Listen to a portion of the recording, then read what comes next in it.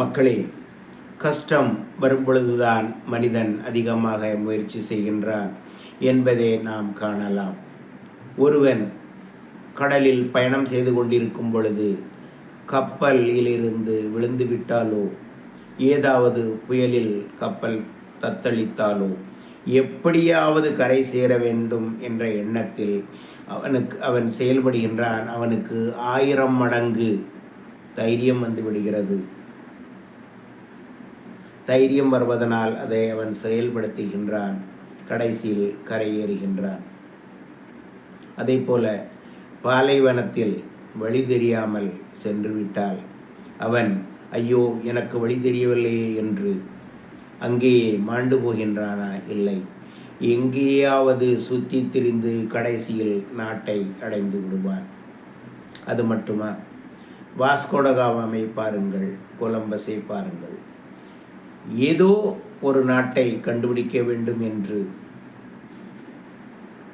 முயற்சி செய்து எங்கேயோ இருந்து கிளம்பி வருகின்றார்கள். எதையோ கண்டுபிடித்து விடுகின்றார்கள்.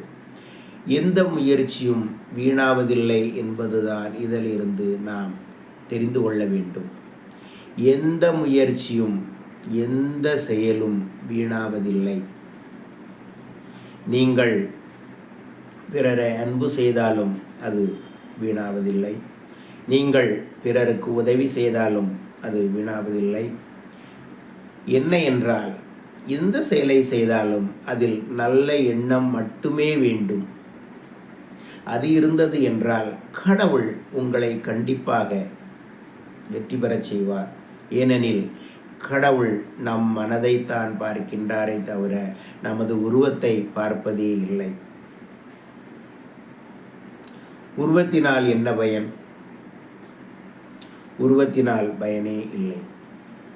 மனதுதான் நன்றாக இருக்க வேண்டும். மனசு என்று கூறுவார்கள். நல்ல மனசு இருந்துவிட்டாலே போதும். நீ கண்டிப்பாக கடவுளாக ஆகவிட்டாலும் ஒரு நாள் கடவுளிடம் போய் சேரலாம் என்று பெரியவர்கள் கூறுவதை நான் கேட்பதுண்டு. ஆம் மக்களே, மனதை பார்த்து கொள்ள வேண்டும். மனதை நல்லதாக வைத்து கொள்ள வேண்டும்.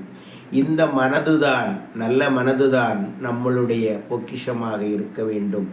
இந்த உலகில் அல்ல, இந்த பொக்கிஷம் மறு உலகில், அதாவது பரலோகத்தில், மோட்சத்தில் நீங்கள் சேர்த்து வைக்கக்கூடியதாக இருக்க வேண்டும் என்று நான் கூறுகின்றேன். ஆக மனதை பார்த்து கொள்ளுங்கள்.